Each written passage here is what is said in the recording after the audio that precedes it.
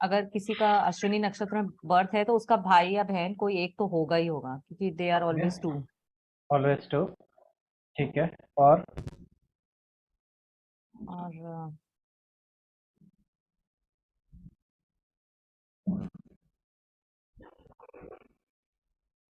और इनका वो भी होता है ना, इनका बर्थ डिफिकल्ट होता है।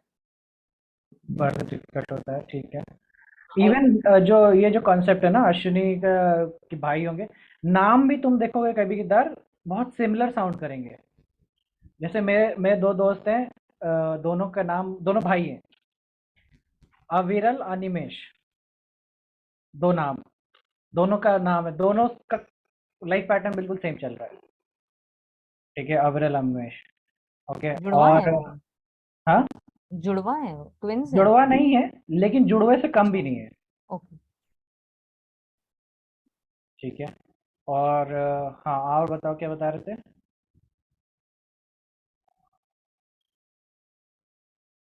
और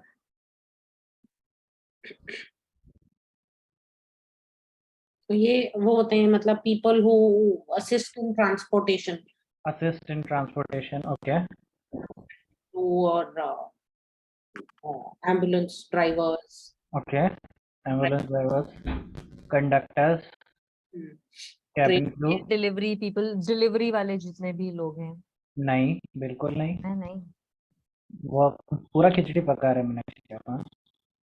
बर्नी को भी अश्विनी में डाल दो, सबको अश्विनी में डाल दो, है। अच्छा।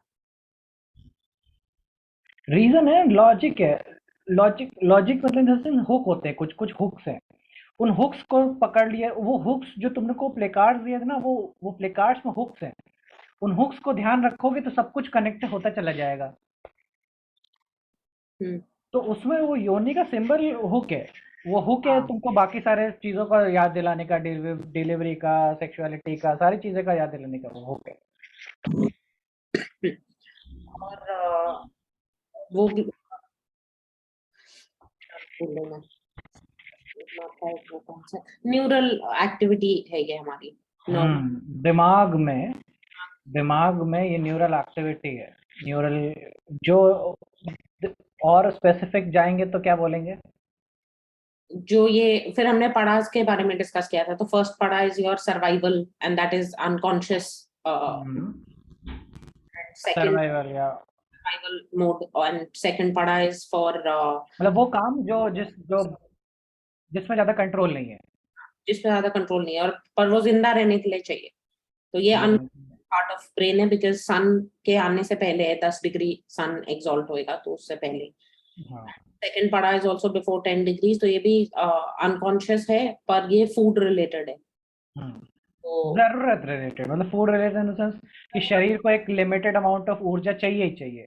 तो वो अपने लिए सबसे पहले वो सिक्योर करेगी, उसके बाद ही किसी और बॉडी पार्ट्स को देगी। हम्म और और फिर उसके बाद कॉन्शियसनेस वाला पार्ट आता है फिर इसका। मतलब फिर जो हिस्सा है जो तुम जानते भी होगे, उससे पहले तुम शायद जानते भी ना हो कि वो, तो कोई ऐसी बीमारियां जो तुम्हारे कंट्रोल से बाहर है, और जो तुम जानते भी नहीं हो, मतलब इन द सेंस कि अगर बाइपोलर डिसऑर्डर किसी को होना है तो वो जरूरी है कि 10 डिग्री के पहले पहले हो। ये बहुत इंपॉर्टेंट सिग्निफिकेशन है, मतलब कि कोई व्यक्ति जो दूसरी पर्सनैलिटी होल्ड करता है और उसे मालूम भी ना हो कि वो होल्ड करता है, उसके लिए हमें साइकोलॉजी में जब हम उसको बोलते हैं कि भाई ये तो मल्टी पर्सनैलिटी डिसऑर्डर है, तो उसके लिए हमें बहुत ज़रूरी है कि वो 10 डिग्री के ऊपर ही हो। क्योंकि अब उसके बाद 10 डिग्री के बाद कॉन्शियसनेस आएगी, अब तुम जागने के स्टेट में रहोगे। तो एक बार जाग गए तो फिर अब जो होगा वो तुम जानते भी रहोगे कि ये तुम्हारे साथ हो रहा है। तो सो इसीलिए जो वो बीमारियां हैं, फिट्स की, एपिलेप्सी की, तो ये तो जानते रहते हो ना तुम, पार्किंसन की, ये तो जानते रहते हो। तो यहाँ से वो शुरू होता है, यहाँ से अगले 10 डिग्री तक वो बीमारियां आएंगी जो तुम देख करके भी कुछ नहीं कर पाओगे उनके लिए। ठीक है। और प्रोमिनेंट थीम है, अगर प्रोमिनेंट अश्विनी है किसी का, तो मतलब एक तो स्पाउस का वो है, वाइफ मतलब या तो भाग जाएंगी या अबैंडन करेंगी, prominent। हम्म। फिर मिसमैच्ड एनर्जी है, इस स्पाउस जो है वो बीमार होएगा, अनलेस आफ्टर आफ्टर मैरिज, हाँ। कि वीनस लगन पे हो। हम्म। तो वो एक प्रोमिनेंट थीम था। फिर और क्या किया था? और क्या बताया था?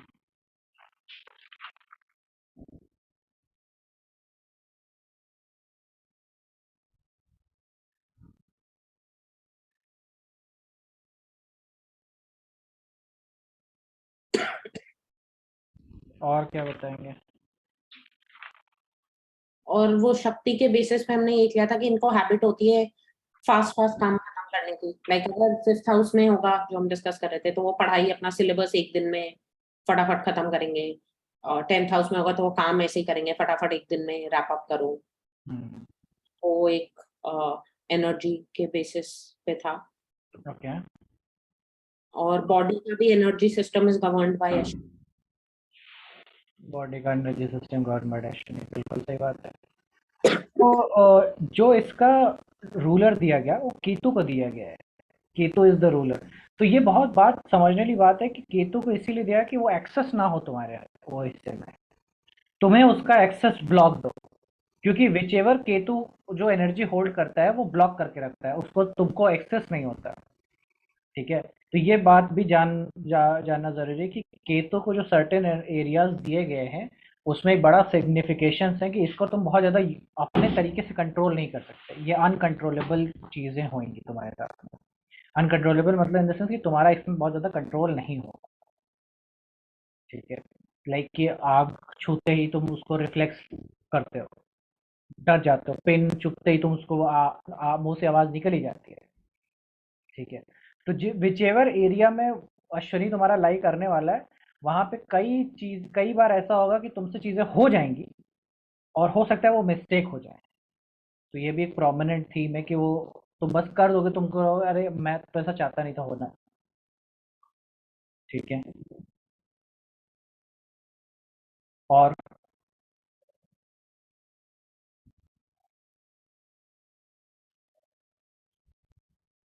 क्या बताएंगे? और था कि दे लैक पेशेंस, इसीलिए ये ऐसे हेस्टीनेस में गलतियां होती हैं।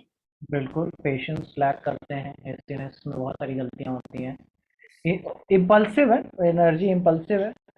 उस एनर्जी को बैलेंस करने। बहुत जल्दी से कोई चीज शुरू करेंगे और ऐसा नहीं फिनिश होने का वेट करेंगे, बीच में भी छोड़ के नेक्स्ट शुरू कर देंगे। हम्म, और उसी एनर्जी को बैलेंस करने के लिए वो था कि इनको बॉडी बिल्डिंग करनी चाहिए to learn patience, because body is built over a period of time. तो hmm, get that patience in their life. हम्म।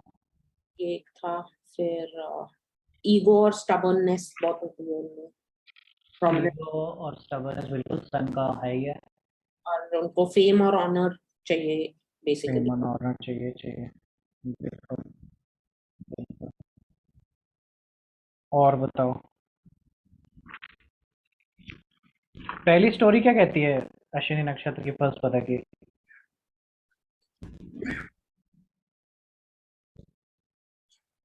क्या है वन वन का कॉन्सेप्ट? वन वन का रिलेशनशिप क्या है? कर्म क्या है वन वन का? ये वो स्टोरी।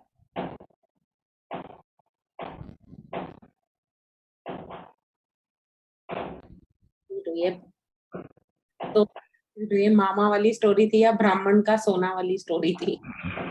कंफ्यूजन हो गया। एक्सेल शीट दिया था ना तुमको? हम्म। पढ़ा नहीं, खोला नहीं? और करा नहीं इसमें कुछ।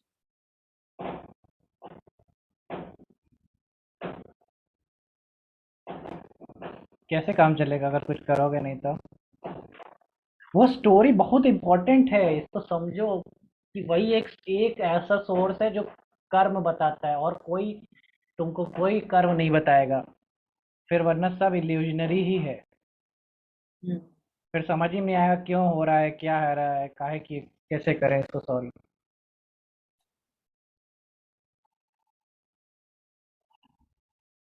वन वन का जो भी कर्म होगा वो हिंसात्मक होगा, सिंपल सा कॉन्सेप्ट है। हाँ, ये मिल गया मुझे। Due to desire of gold native stole from Brahmin and killed him along with kids. हिंसा, किल्ड। हाँ। और अलोंग विद किड्स इसलिए बोल रहे हैं क्योंकि कि कहीं कोई गुंजाइश ना बचे। वन टू का जो भी कृत होगा वो हमेशा रिसोर्स को लेकर के होगा, द्रव्य को लेकर के होगा, ठीक है। कोई भी चीज फूड से रिलेटेड होगा, ठीक है। और क्या होगा फूड नहीं, से 1-1 रिलेटेड? का फूड से रिलेटेड क्यों होगा? 1-2 का होगा ना फूड वन से टू का रिलेटेड। बता रहा हूँ, वन टू का ही हाँ बता हाँ, रहा हूँ, वन टू का ही ठीक है, बता रहा हाँ। हूँ। उसमें हिंसा होगी फूड को लेकर, हाँ ठीक है। 1-3 में हिंसा होगी बंटवारे को लेकर के। हाँ 1-1 में जो हिंसा है वो ईगोइस्टिक ज्यादा है, मतलब in the sense personal issues से रिलेटेड ज्यादा है। 1-2 का जो इश्यू है, हिंसा है, उसमें सोना, पैसा, रुपया इन्वॉल्व है, द्रव्य को लेकर के हिंसा है। 1-3 का जो हिंसा है वो 1-3 में बंटवारे से संबंध में हिस्सा है, मतलब चीजें मिल तो रही हैं लेकिन आधी मिल रही, कम मिल रही, उससे संबंध। और 1-4 का जो हिंसा है वो ज्ञान को लेकर के है।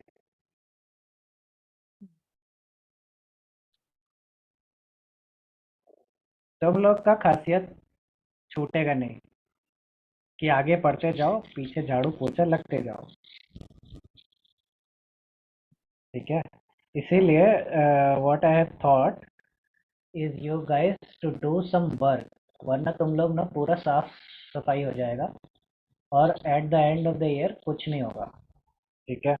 तो अब क्या करेंगे, let's divide it odd and even, so which वर्गो is even, Meenakshi ji is odd, because 9 number is odd. So odd लगन और इवन लगन, ठीक है। तो मीनाक्षी जी ऑड है, तो 1-3, 1-3, 5, 5 ठीक है, इस ऑर्डर 7। में। हाँ, इस ऑर्डर में आपको ना अब इन राशियों का एक पीपीटी बनाना है, ठीक है। ठीक है। और पूर्वा जी को 2, मतलब मल्टीपल्स ऑफ 2 में हर लगन का पीपीटी बनाना है, ठीक है।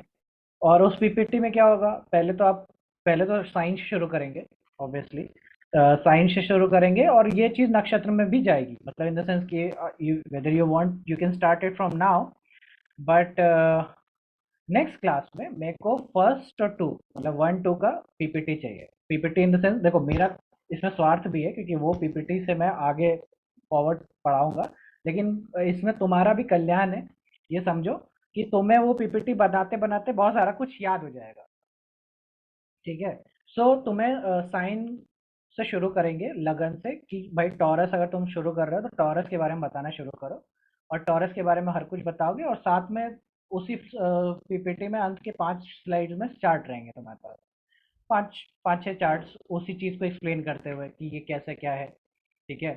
तो ये नेक्स्ट क्लास में मुझे 1-2 का चाहिए, उसके नेक्स्ट क्लास में 3-4 का चाहिए, ऐसे करते करते 12 कंप्लीट करो, उसके बाद फिर नक्षत्र पे आ जाएंगे।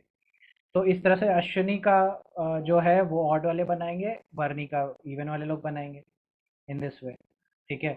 सो ये लेकिन कंपलसरी है, आप क्लास, मतलब ये मैं बहुत एग्रेसिवली इसलिए बोल रहा हूँ कि क्लास फिर ही होगी जब तुम उसको बना के लाओ, ठीक है। क्योंकि बिना अब कोई काम किए हुए तुम लोग को वो नहीं मिल पाएगा जो मैं देना चाह रहा हूँ, ठीक है। तो शुरू हो जाओ आज ही से, अगले वीक, मतलब मेरी तो हमेशा कोशिश रहेगी कि एक वीक में एक क्लास डेफिनेटली ले ली जाए। तो हर वीक जो यहाँ से बीतता जाएगा वो एक एक मेरे को चाहिए, दोनों से।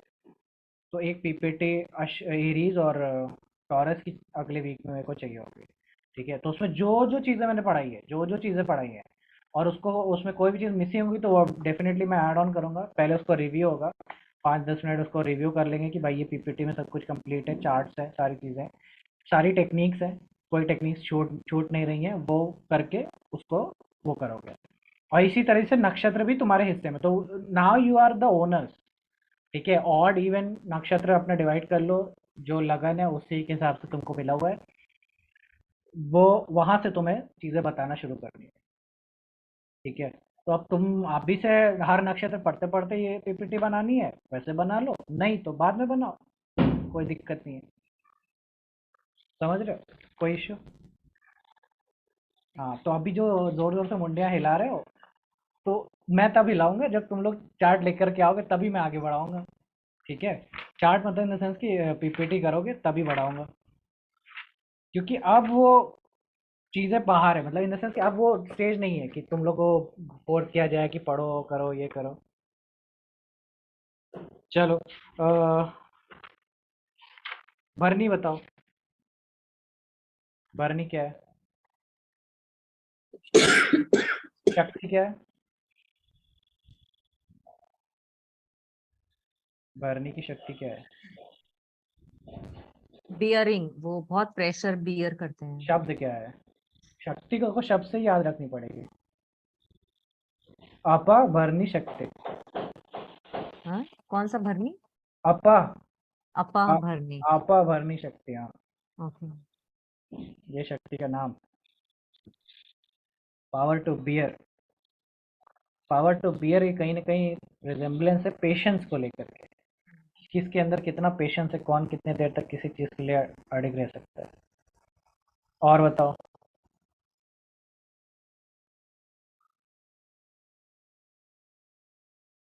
सिंबलिज्म। योनि। और इसका मतलब क्या हुआ? और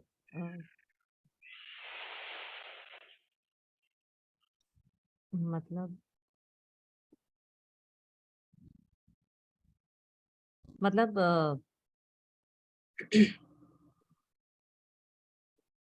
ये वो था मतलब दिस इज लाइक आप एक लाइफ एंड करके और दूसरी लाइफ स्टार्ट कर रहे हैं, हम्म, तो वो सिंबल का meaning is that you are stepping into a new life after ending a previous.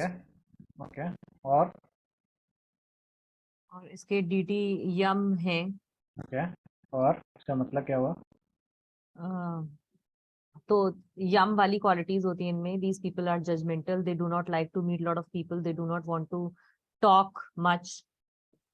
और ये भी दो होंगे, भाई बहन होंगे और सिबलिंग के साथ शायद मतलब there are chances of incest in the family, otherwise इनका सिबलिंग के साथ रिलेशनशिप उतना अच्छा नहीं होगा। ओके। और और बेसिकली यमराज का वो धर्मराज वाली क्वालिटी है, फॉलो रूल्स एंड प्रिंसिपल्स, धर्म हाँ। पे चलना, हम्म। वो है। एंड इससे मतलब ये वो जेस्टेशन पीरियड है, तो मतलब 9 months ऑफ जेस्टेशन पीरियड, तो protection, nourishment and to bear all of that and okay. Restrain, सारे कॉन्सेप्ट्स आते हैं इसमें। हम्म। रिस्ट्रेन का कॉन्सेप्ट और ओके। कॉन्सेप्ट ऑफ इंटरडिपेंडेंस, मतलब आप डिपेंडेंट हैं किसी और पे, और यू नो मतलब प्रकृति पे, उसका कॉन्सेप्ट है। और ऑल्सो ये this is not a nakshatra to start anything, क्योंकि this is basically ending of one life and moving on, तो इसलिए इस नक्षत्र में कुछ स्टार्ट नहीं करते। Okay. Come to a logical conclusion, hmm. नया स्टार्ट नहीं। और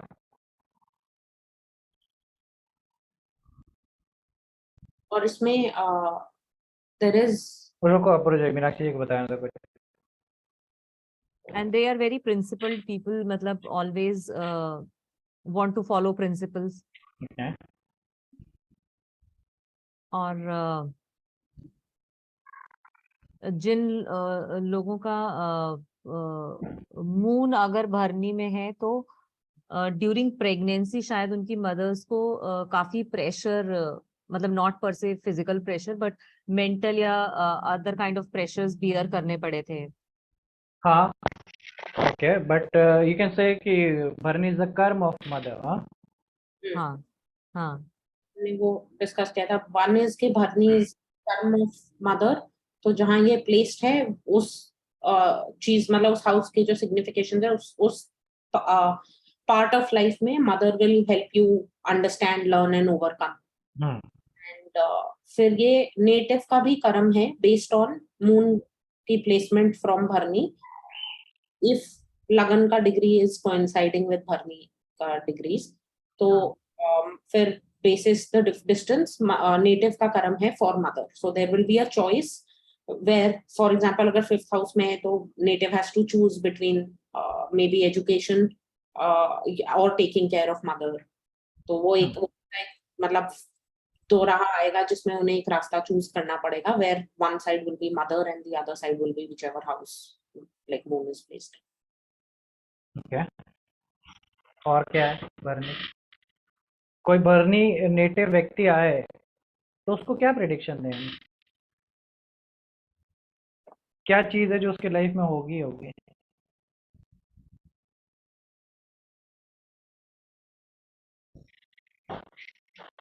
तो बहुत रिस्पॉन्सिबिलिटी उठानी पड़ेगी। Is it? क्योंकि बियर करना है तो प्रेशर।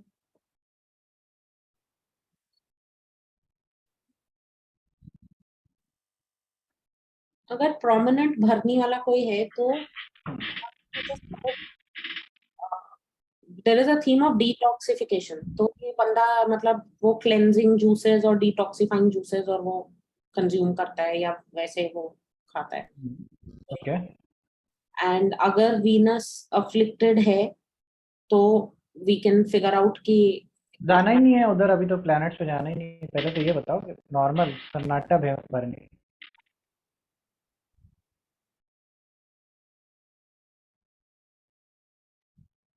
अच्छा, और बॉडी पार्ट में क्या रिप्रेजेंट करता है बर्नी?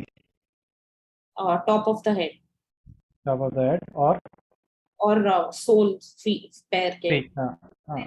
पार्ट है पैर के सोल। हम्म। और क्या रिप्रेजेंट करता है बॉडी पार्ट में?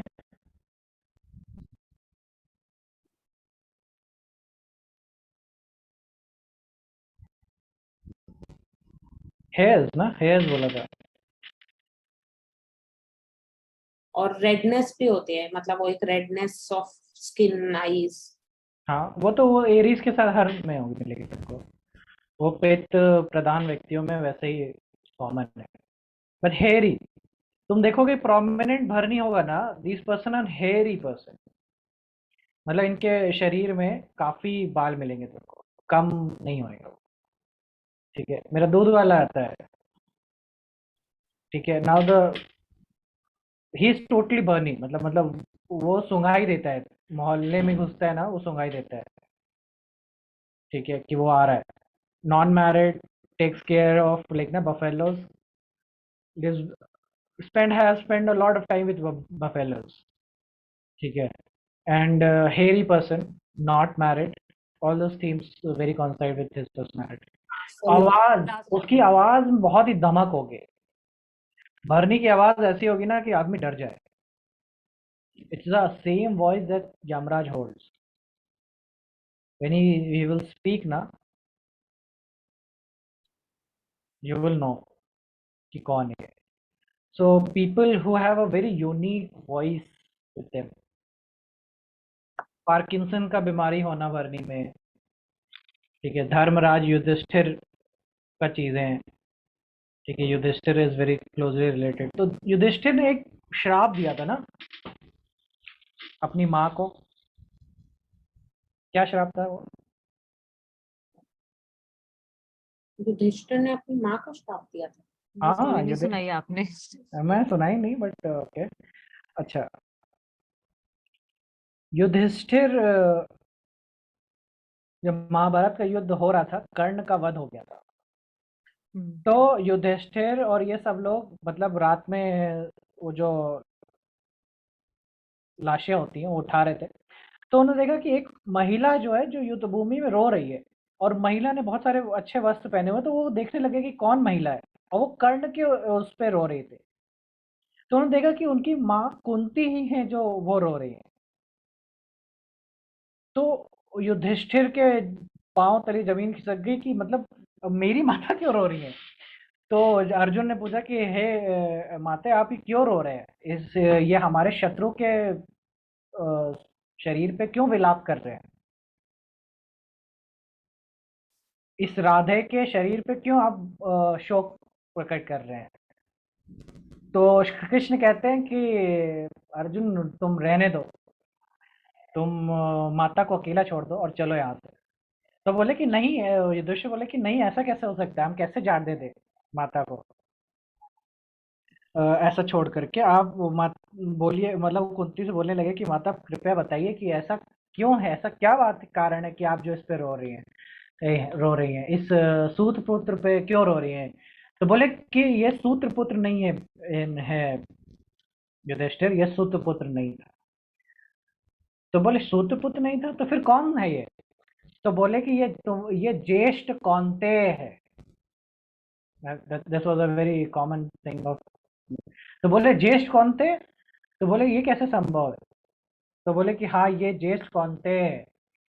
तो उस समय युधिष्ठिर ने बोला कि आपके इस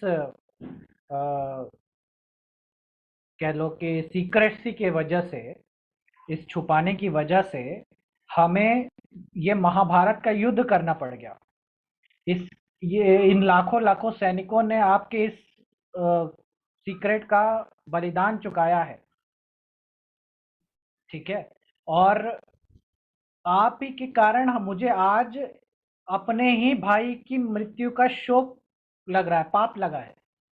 अपने ही बड़े भाई, अपने ही ज्येष्ठ भ्राता की मृत्यु करने का पाप लगा है। इसलिए मैं आपको श्राप देता हूँ, नहीं आपको नहीं, पूरी नारी जाति को श्राप देता हूँ कि आज से वो कोई भी सीक्रेट नहीं छुपा सकेंगे, ठीक है। तो ये था युधिष्ठिर का श्राप जो कि भरनी से है कि वो कोई भी स्त्री कोई भी सीक्रेट छुपा नहीं पाएंगी, वो सीक्रेट लीक हो जाएगा। ये है युधिष्ठिर का श्राप, ठीक है। और क्या बीमारियां होंगी भरनी में?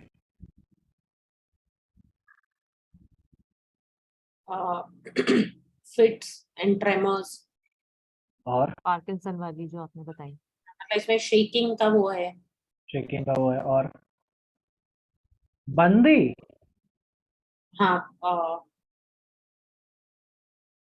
बंधन का भी एक कॉन्सेप्ट है यहाँ पे, जेल जाने का कॉन्सेप्ट है, वार्डन का कॉन्सेप्ट है, हॉस्टलर्स का कॉन्सेप्ट है, का है, जज का है, हैंगमैन का कॉन्सेप्ट भी है, depending on what planet is there.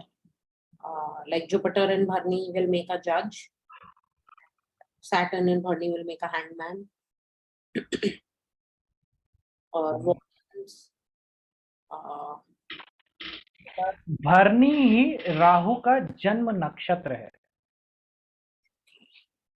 भरनी में ही राहु देवता का कह लो जन्म हुआ, इज बॉर्न इन दिस नक्षत्र।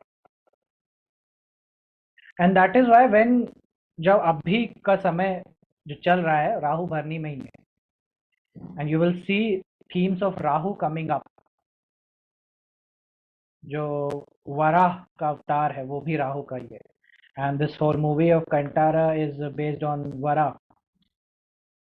And then Rahu getting prominence in the form of कि ऋषि शौनक ब्रिटिश का प्राइम मिनिस्टर बन जाता है, ठीक है। A lot of focus towards Bharni and हाँ बोलो। नहीं, वो ये प्राइम मिनिस्टर के लिए कैसे बोल रहे हैं आप? लाइक क्योंकि नॉट, हाँ एरीज में आ गया ना राहु, तो इट्स लाइक सूर्य के स्थान पे राहु बैठा है। तो जो राहु सूर्य के स्थान में, मतलब एक ऐसा राजा जो तुम्हारे राज्य का है ही नहीं, तुम्हारे न राज्य का है, न कास्ट का है, न जेंडर का होगा, न तुम्हारे धर्म का होगा, सिंपल।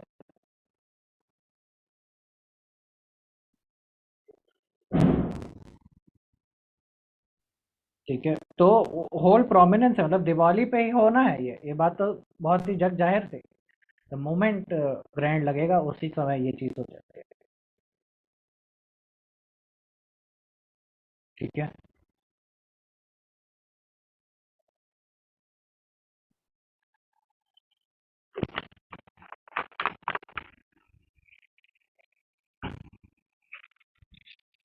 और बताओ। और वो भी होती है ये क्या कहते हैं, मिडवाइफ्स, दाइमा वगैरह। हाँ बिल्कुल, दाई माँ।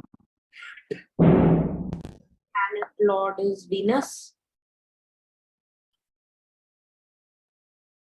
and people dealing with dead bodies. People dealing with dead bodies, postmortems, mortuary। और एक वो था इसका कॉन्सेप्ट कि people related to prostitution trade and sexual. Prostitution या Venetian का जो prominence आता है, people into prostitution and all. अगर वीनस है तो वो, और अगर मार्स होता है तो then these are people who protect or safeguard like prostitutes या women stuck in this trade. वो तो तुम्हें चार्ट देखने के बाद ही समझ में आएगा, but the whole concept is कि ये वहां से है, ये पता रहेगा कि यहाँ से है, तो फिर रिलेट करना आसान रहेगा कि कौन किसका करेगा किसका नहीं। ठीक है, और भरनी क्या है? और एक वो भी था ये मतलब एनिमलिस्टिक ट्रेट्स इन पीपल, तो ना ज्यादा एनिमल होंगे is also determined bye animalistic trait मतलब कि देखो, पहला जो वो है नक्षत्र है, वो सर्वाइवल से ज्यादा रिलेटेड है, मतलब कि वो शरीर को जिंदा रखना उसका प्रायोरिटी है। ठीक है, उसके गुण धर्म की बात ही नहीं है, मतलब उसमें जो गुण धर्म है उसकी बात ही नहीं है, उसका मेन कॉन्सेप्ट है कि शरीर जीवित रहे, प्राण तुम्हारे जीवित रहे, इसका कॉन्सेप्ट है। और व्हेन इट कम्स टू भरनी, तो भरनी का मेन कॉन्सेप्ट है प्रोजेनी से रिलेटेड, यानी कि अपनी वंश को जिंदा रखते रहने का। यहाँ पे इसीलिए लॉर्ड ऑफ द पितरीज का क्यों इन्वॉल्वमेंट, क्योंकि यही तो है कि जो तो अलॉट करेंगे नेक्स्ट को कि तुम पितृ हो, जाओ इनके इस योनि में जन्म ले लो, इस इनके यहाँ खानदान में जन्म ले लो। ठीक है, तो अगर दैट इज वाई ये एक ऐसा रीजन है, और राहु का इन्वॉल्वेंस यहाँ पे देखो कि जन्म लेता है यहाँ पे, इसका अर्थ ये है कि ये भी एक वासना का कारण होगा ना।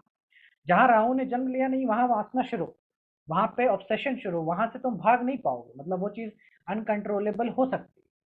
राहु का बैठना वहां पे यही दिखाता है।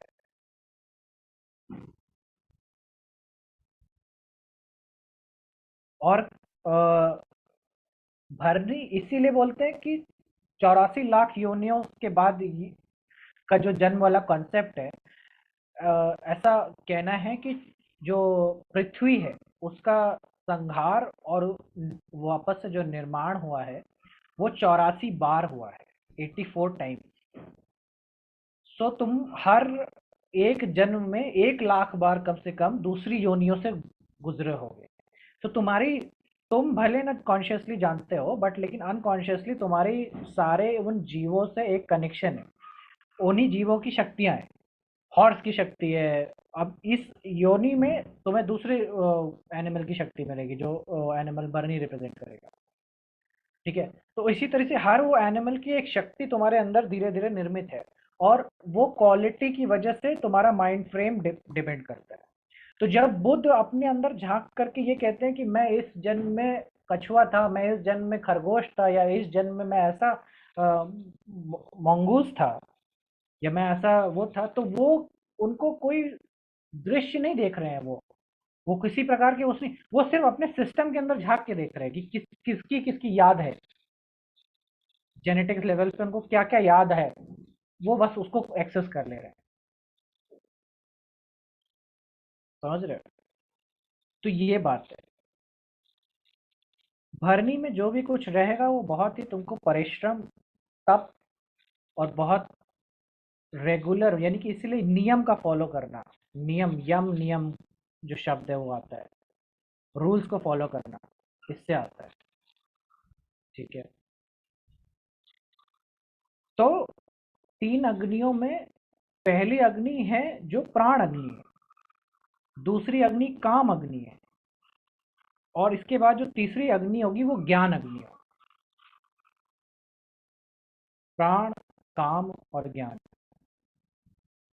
ठीक है, तो वो अग्नि है कृतिका की अग्नि है। ठीक है, कृतिका। सो कृतिका नक्षत्र के बारे में जो चीजें हैं वो समझो। कृतिका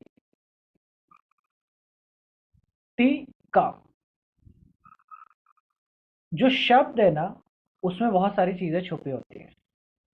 सबसे पहले कृतिका जो नाम ही है, उसमें पहले अक्षर जो आता है वो का आता है। और का अक्षर मंगल का अक्षर है, ठीक है। तो किसी का नाम के से शुरू हो, किरण, कोमल, ठीक है, तो नाम भले कोमल है लेकिन कोमलता जैसा कोई भी उसमें नहीं होगा क्योंकि वो मंगल का वो नाम है। तो इसी तरीके से जो कृतिका जो अक्षर है उसमें मंगल की प्रधानता आ जाएगी। और कृतिका का जो अर्थ है वो है कट करना, किसी चीज को काटना, टू कट एनीथिंग। तो ये किसके बारे में बात है कि तुमने भरनी में तो तुमने जन्म ले लिया, अश्विनी फेलोपियन ट्यूब से। भरनी तुम्हारा वो जेस्टेशन पीरियड था, भरनी से तुम द्वार से निकल तो आए, लेकिन अभी भी कुछ बचा है। वो क्या है? umbilical cord. Umbilical cord. So umbilical cord को जो कट हो जाए तो जो समय शुरू होता है वो कृतिका का समय है, जो पहला कट लगता है शरीर में। जो है तो वो तुम्हारा ही शरीर था, अब कट गया, वो रिसोर्स कट गए, वो चीजें कट गई तुम्हारे उससे, वो प्रोटेक्शन कट गया, वो डिपेंडेंसी कट गई। अब तुम आजाद हो और ऑन योर ओन। अब तुम्हारा ना कोई रक्षक है, ना कोई तुम्हें प्रोवाइडर करने वाला है। अब तुम ऑन योर ओन हो। तो वो है कृतिका, समझ रहे? तो कृतिका में एक बहुत इंपॉर्टेंट जो थीम तुमको समझ में आनी चाहिए वो है थीम ऑफ इंडिपेंडेंस, आजादी का थीम।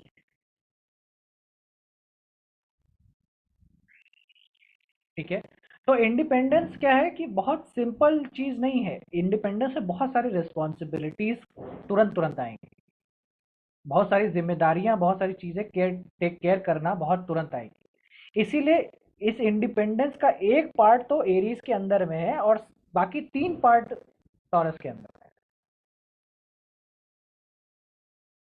ठीक है। और इन दोनों ही हिस्सों में बहुत फर्क है, मतलब जो पार्ट एरीज के अंदर में है और जो पार्ट कृतिका का टॉरस के अंदर में है, दोनों में फर्क है। लेकिन ये एक प्रकार से ट्रांजिशन है कि एक पैर छोड़ करके बाकी पांव कदम आगे बढ़ाने का, दूसरे नक्षत्र में लेके जाने का, दूसरे राशि में लेके जाने का, दूसरे चीजों में इन्वॉल्व कराने का। इसीलिए इसको सूर्य का वो भी दिया गया, सूर्य इसके वो है, सूर्य का नक्षत्र बोला कृतिका, ठीक है। To to make you go ahead. तो पहला केतु का था, दूसरा वीनस का था, अब पहला जो आया है वो कृतिका है जो सूर्य का है। और इसी ऑर्डर में दशाएं भी चलती हैं, केतु की दशा, शुक्र की दशा, सूर्य की दशा। सूर्य की दशा के बाद तुम्हें चंद्र की दशा आएगी, चंद्र की दशा के बाद मंगल की दशा आएगी, मंगल की दशा के बाद राहु की दशा आएगी, राहु के बाद बृहस्पति की, बृहस्पति के बाद शनि. शनि की, शनि के बाद फिर बुध की। इसी भांति वो श्रृंखला चलती है, वो नक्षत्र का ही सीक्वेंस है, ठीक है। So to cut is the main theme. So cut करने का अर्थ क्या हुआ? कट करने का अर्थ ये हुआ कि आप एक प्रोसेस से फ्री हो गए और फ्री होने के बाद दूसरे प्रोसेस में एंटर हो रहे हो, ठीक है।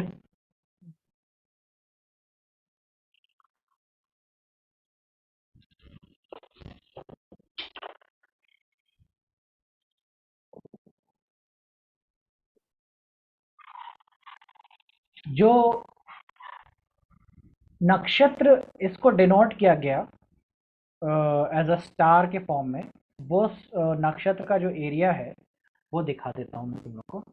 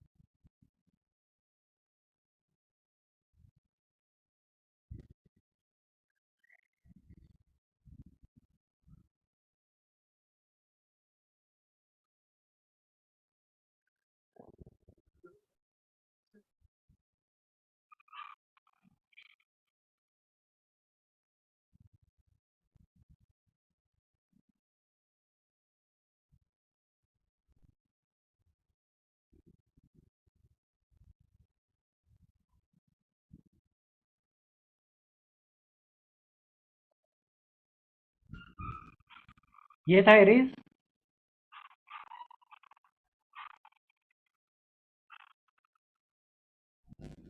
ये था भरनी का पोर्शन, ये वाला ट्रायंगुलर रीजन, ये अल्कोहल का रीजन, यही तो है भरनी। ये आगे वाला तो अश्विनी कुमार का था, हम्म ठीक है। ये मिडिल में भरनी, और ये है कृतिका, ठीक है।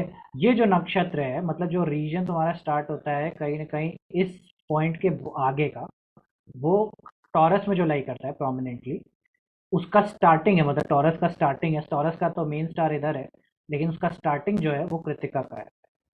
इस कृतिका में देर आर 7 स्टार्स, ठीक है। और इन 7 स्टार्स का रोल है, बहुत इंपॉर्टेंट रोल है, और इनको प्लेडीज कॉन्स्टलेशन बोला जाता है। 7 सिस्टर्स के नाम से भी जाना जाता है, प्लेडीज कॉन्स्टलेशन भी जाना जाता है।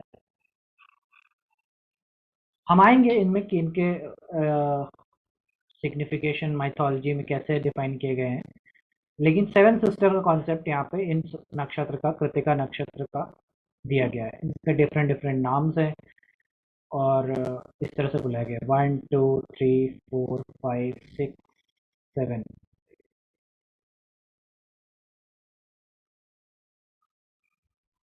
सो मेजरली दूर से देखने पे तुमको इसमें 7 ही दिखेंगे, 1 2 3 4 5 6, और एक कोई और होगा 7। 7 स्टार्स का मेन कॉन्स्टलेशन है, ladies constellation,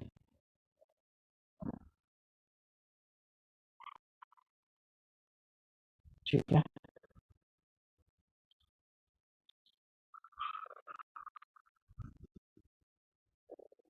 to cut, divide, to destroy भी कह सकते हैं।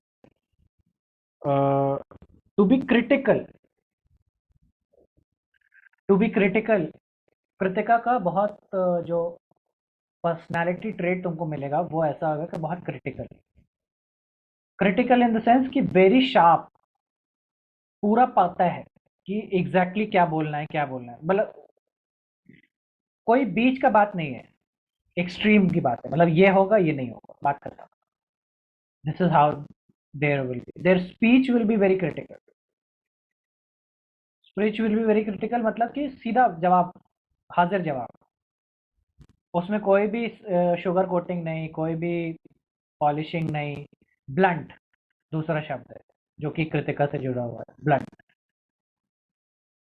ठीक है। ऑन द फेस तुम्हारे बोल देंगे अरे बेवकूफ है, जिनके मुंह में मतलब गालियां सवार होती हैं, ऐसा समझ लो कि वो मुंह खोलेंगे तो तुम्हें कोई भी सुंदर शब्द देखने को नहीं मिलेगा। That is how this constellation is, this nakshatra is.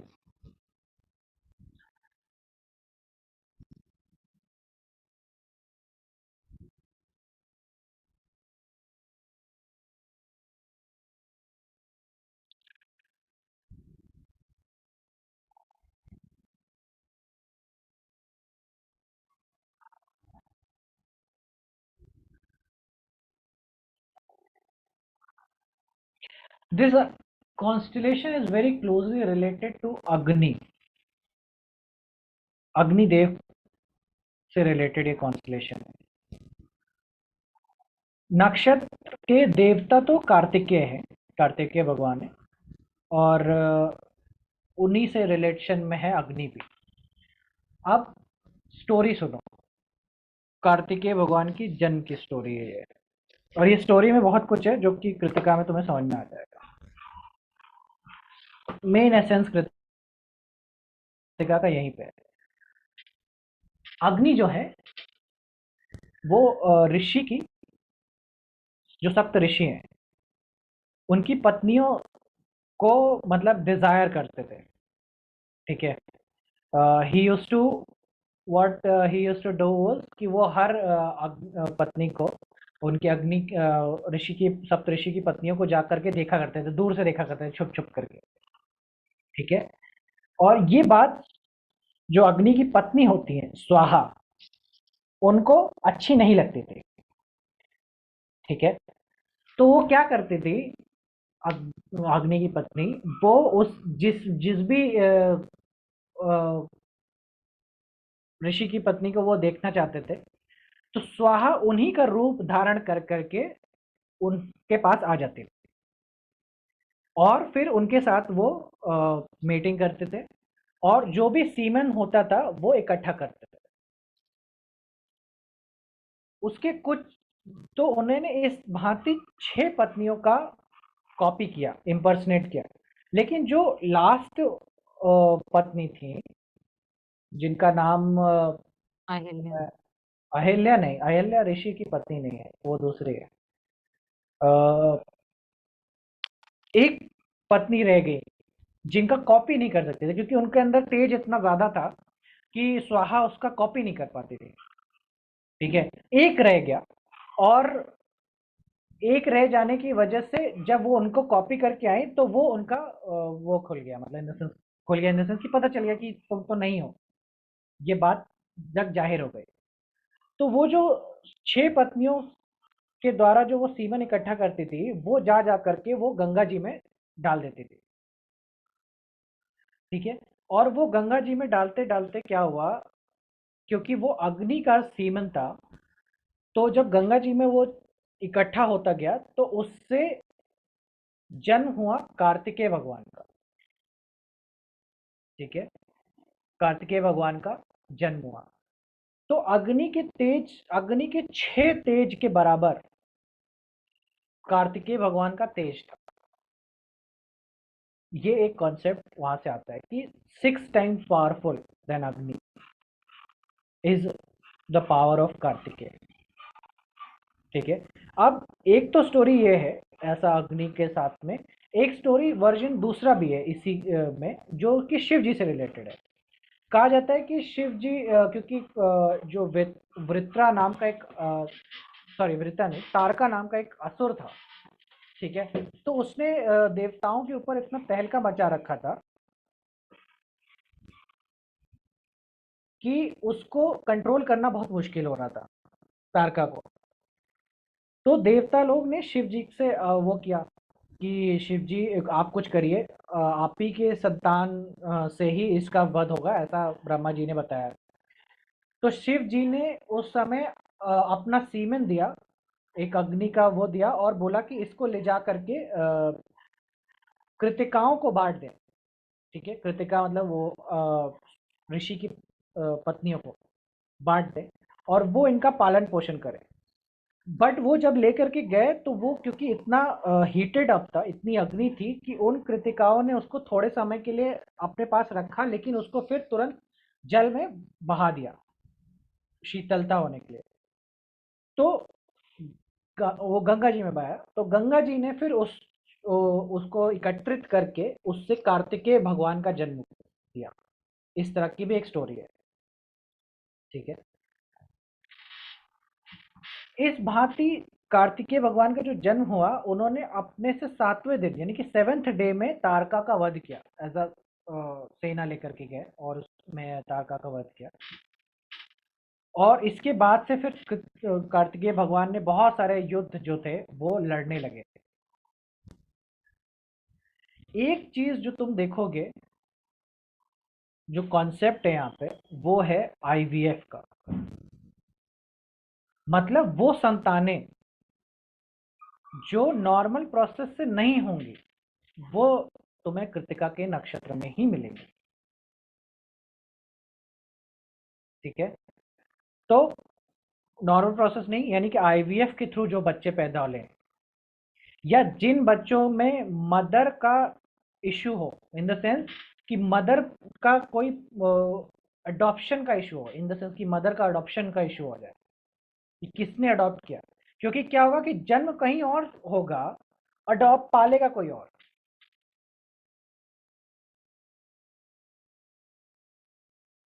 इस तरह की चीजें तुमको कृतिका में देखने को मिलेगी।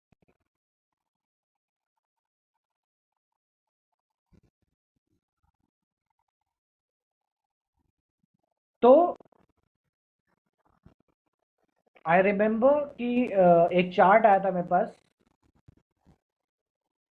Mars at 28 degrees in the nakshatra of Krittika in second house. Second house में 28 डिग्री का मंगल कृतिका के नक्षत्र में, हर थर्ड चाइल्ड, तो पाइसेस लगन हो गया, पाइसेस लगन हो गया, her third child was an adopted child, क्योंकि what responsibility they gonna taking as responsibility of a Mars, और मार्स बैठा हुआ है कृतिका में, he is the 9th Lord. तो उन्होंने जो तीसरा बच्चा गोद लिया वो गोद लिया एज सच, और उसमें जो थीम है वो सारी कृतिका वाली है। Then I ask, is this child like a hooligan, like he jumps around, मतलब कहीं से भी इसके अंदर ऊर्जा बहुत ज्यादा है, खूब चीखेगा, खूब चिल्लाएगा, शांति से ना बैठने वालों में से है। तो he said exactly he is like that, and that's the quality of what Kartikeya holds. He will be extraordinarily strong, extraordinarily fiery. उसका अग्नि का तेज उसका बराबरी नहीं है, ठीक है। एक महाभारत का कैरेक्टर जो कि मैं इसके साथ जोड़ता हूं, वो है character of Karna, same as born in Krittika nakshatra. I don't know कि वो बॉर्न हुए कि नहीं हुए, बट आई नो एग्जैक्टली कि he has a prominent Kritika in his chart, because same problem है। पहली चीज तो ये कि सूर्य देव के पुत्र है, सूर्य के पुत्र है, तो डेफिनेटली कृतिका नक्षत्र का एक थीम है कि Surya is there. Then there is a issue regarding motherhood. Mother, जिसने जन्म दिया उसने कभी प्रेम नहीं किया, उसका कोई अता पता नहीं चला कि किसने जन्म दिया। Then there is a concept of adoption, adoption by असूत, ठीक है, सूत पुत्र कहलाए गए, राधे उनकी माता का नाम था, तो राधे कहलाए जा रहे हैं। And then there is other concept of letting them flow in river, मतलब गंगा जी में बहाने का भी कॉन्सेप्ट आ गया। तो कर्ण का पूरा जीवन जो है वो भी कृतिका के नक्षत्र का ही एक पार्ट है। Adoption, letting them flow in the river, Surya का पुत्र, एक्सट्रीमली फायरी, एक्सट्रीमली पावरफुल। और इवन कि अभी जब हम लोग कर्म विपाक संहिता पढ़ेंगे तो उसके अंदर का एक कर्म भी बताएंगे, जो कि कृष्ण भगवान ने एग्जैक्टली वही कर्म बोला कि इसकी वजह से तुम प्रॉब्लम में फंसे।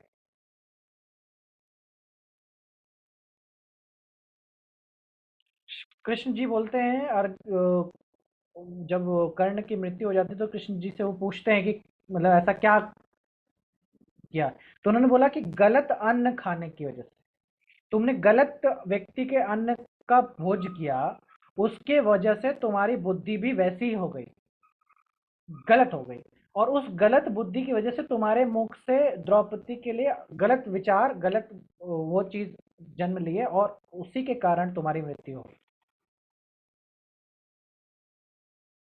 ठीक है। सो कर्ण का जीवन भी कृतिका के नक्षत्र से बहुत क्लोजली रिलेटेड है।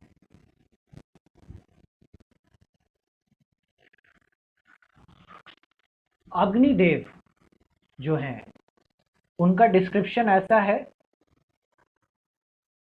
कि दो मुख हैं अग्निदेव के, दो मुख और 7 जीवा, 7 टंग उनको मिली हुई है। तो भूख का लेवल तो अलग लेवल पे है। See, he has a very high appetite. So one thing that will be very commonly you will see in people having strong kritika is they will have like ना बहुत सारा भोजन करने का टेंडेंसी, या बहुत सारा खाने का टेंडेंसी, ह्यूज एपेटाइट, बहुत पित्त बनता है शरीर के अंदर में, लेकिन शरीर पे वो बिल्कुल नहीं झलकेगा, मतलब इतना खाने के बाद भी उनके शरीर पे लगता नहीं है, अग्नि ज्यादा होने की वजह से शरीर पतला पतला रहेगा, पतला भी नहीं कहेंगे उसको, बलिष्ठ कहेंगे, अच्छा शरीर कहेंगे, ठीक है। देसी घी का आइटम खाने में बहुत इंटरेस्टेड, मतलब इन द सेंस कि क्योंकि अग्नि को घी बहुत पसंद है, घी वो उनको अच्छी लगती है, अग्नि को बढ़ाता है, तो desi ghee is very prominently related to Kritika.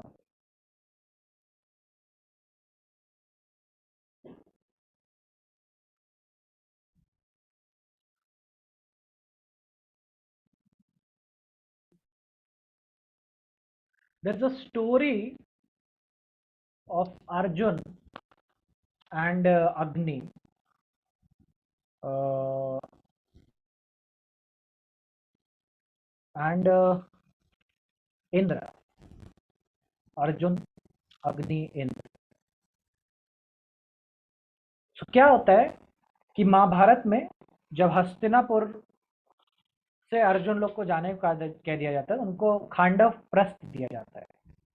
Khandava प्रस्थ एक जंगल है। बोला गया बत जाता है कि तुम युधिष्ठिर जो है वो युधिष्ठिर को हम खांडव प्रस्थ का राज्य देते हैं, हस्तिनापुर को मतलब ऐसा डिवाइड कर देंगे, खांडव प्रस्थ जो बनाएंगे और खांडव प्रस्थ का जो पार्ट है वो युधिष्ठिर लेगा, और जो हस्तिनापुर का पुराना वाला हिस्सा है वो तुम्हारे दुर्योधन को मिलता है। ये फर्स्ट पार्ट है बिफोर फाइट होने वाला, बिफोर द्युत की क्रीड़ा। तो युधिष्ठिर युधिष्ठिर है, वो मान जाते हैं कि भाई ठीक बात है, कोई दिक्कत नहीं है हमें, अब तो जो आपने दिया पितामह ने वही हमको स्वीकार है, कोई दिक्कत नहीं है। भाई लोग तो एकदम अंदर से जल भुल करके रह जाते हैं। जब वो खांडव प्रस्थ में जाते हैं तो वो क्या सोचते हैं, वो क्या करते हैं कि वो अग्नि का आवाहन करते हैं। अग्नि से कहते हैं कि अग्निदेव आप ये वन को जला दीजिए, और इस वन को जलाने के बाद पश्चात हम यहाँ पे अपने राज्य का निर्माण करेंगे, तभी हमारे जो विश्वकर्मा जी हैं वो यहाँ पे निर्माण कर सकेंगे। तो अग्नि बोलते हैं कि मैं इस जंगल को नहीं जला पाता हूँ। नहीं जला पाने के का कारण ये है कि इस जंगल में एक नाग रहता है, और वो मुझे नाग का नाम नहीं याद है कि वो शेष नाग है कि वासुकी नाग है कि कालिका नाग है, कोई नाग है उसमें स्पेशली बोला गया है, और वो नाग इसमें रहता है। और वो नाग जो है ना वो इंद्र का मित्र है, he is a friend of Indra. So as soon as I try to burn this forest, Indra जो है वो वर्षा कर देते हैं। तो कृष्ण जी अर्जुन को एक उपाय बताते हैं कि बोलते हैं कि तुम एक काम करो, तुम इतने बड़े धनुर्धर हो, तुम अपनी धनुष से तुम एक छत्र बनाओ, एक छाता टाइप का बनाओ, और उस छत्र से क्या होगा कि जो भी वर्षा होगी वो इस वन पे नहीं गिर पाएगी, और उसकी वजह से अग्नि जो है वो उस वन को जला सके। तो क्या होता है कि वो ऐसा प्रॉमिस करते हैं कि आप अग्नि जैसे बोलते हैं कि एक काम कीजिए, आप जलाइए, बाकी मैं संभाल लूंगा।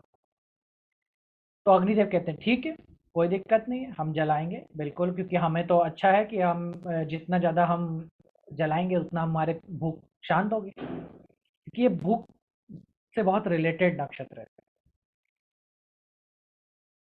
तो यही होता है कि अर्जुन क्या करते हैं कि जैसे ही इंद्रदेव बादल लेकर के आते हैं और वर्षा करने पहुंचते हैं, उससे पहले ही अर्जुन इतने सारे तीर चलाते हैं कि पूरा जो खांडव प्रस्थ का जंगल होता है वो उन्हीं के तीरों से भर जाता है, और एक बूंद भी जो है वो इंद्रदेव की इसमें नहीं पहुंच पाती, खांडव प्रस्थ में नहीं पहुंच पाती है। लेकिन इस वजह से जो नाग होता है वो भागना पड़ता है उसको अपना घर बार छोड़ करके, और वो अर्जुन को एक प्रकार से श्राप भी देता है। उस श्राप की चर्चा बाद में होगी जब हम लोग अश्लेषा पढ़ेंगे, बट वो उस समय उसको श्राप देता है और बोलता है कि ये प्रॉब्लम, मतलब तुमने जो मेरे घर को जलाया है उसकी वजह से तुम्हें प्रॉब्लम होगी आने वाले समय में। और अग्निदेव जो है वो खांडव प्रस्थ को जला लेते हैं, जलाने के बाद वो अर्जुन से प्रसन्न होते हैं और उन्हें वो गांडीव देते हैं, वही गांडीव जो अर्जुन का एक बहुत बड़ा हथियार आगे चल करके महाभारत में बनने वाला है। वो गांडीव का धनुष वो अग्निदेव के द्वारा दिया हुआ उनके एक ब्रह्मास्त्र की तरह से वो काम करता है। तो देर is a thing between Kartikeya मतलब कृतिका नक्षत्र and the nakshatra of the Indra, that is anti. कि कृतिका के नक्षत्र में और जो इंद्र के नक्षत्र में देर इज अ डिफरेंस, जो कि एक इनिमिटी का कॉन्सेप्ट आता है। और जब जब तुम इंद्र का नक्षत्र बनाओगे you will find Kritika falling in the 6th house, Indra का नक्षत्र भी तुम्हें 16 डिग्री से लेकर के तुम्हारे 30 डिग्री के बीच में पड़ता है। जब वो लगन बनाओगे तो ऑटोमेटिकली जो कृतिका है वो 6th हाउस में पड़ता है। So there is an inimical relationship between Kritika and Indra. पहली बात तो ये। दूसरी बात ये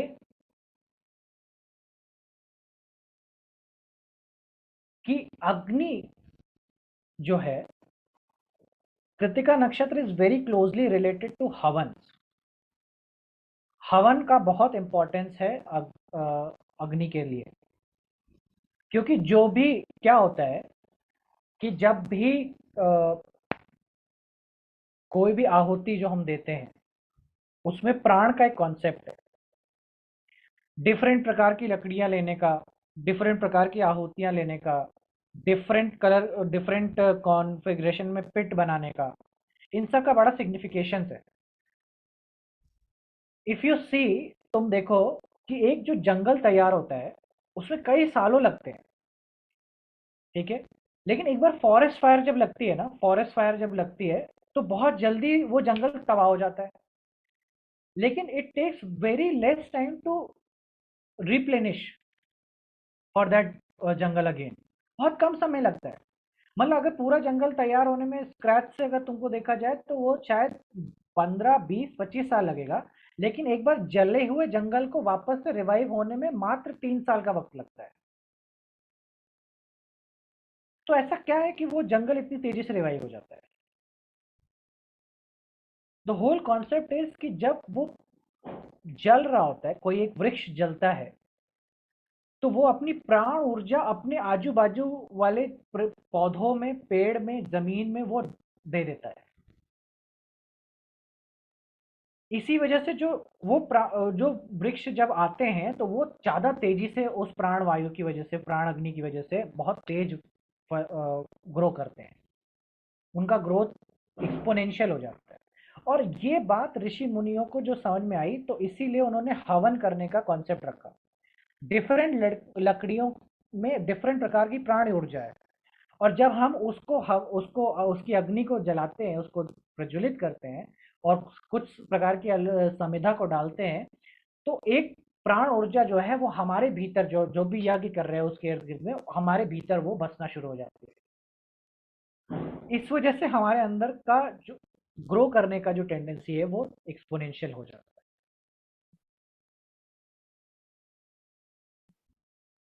समझ रहे हो?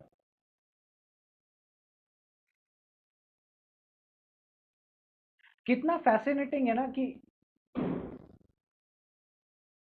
कार्तिकेय, मतलब कर्ण को मैं बताया कि जिस प्रकार से कृतिका नक्षत्र से रिलेटेड है, and how Indra came asking from Karna for his like ना, कवच और कुंडल को मांगते हुए आए कर्ण उनके पास। तो दैट रिलेशनशिप, मतलब जो एनिमिकल वाला बात बताया ना कि शत्रुता होना, वो वाला कॉन्सेप्ट तुमको यहाँ पे देखने को मिलता है।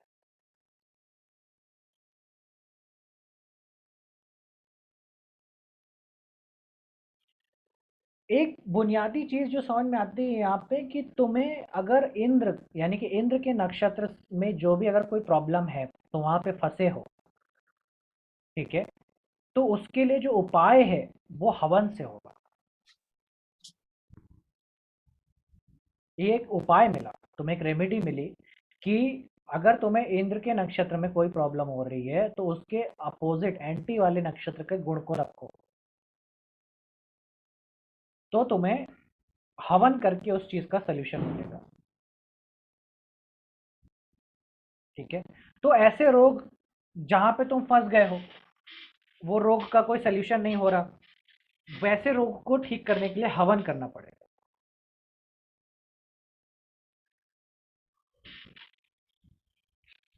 ठीक है, और क्या है कृतिक में?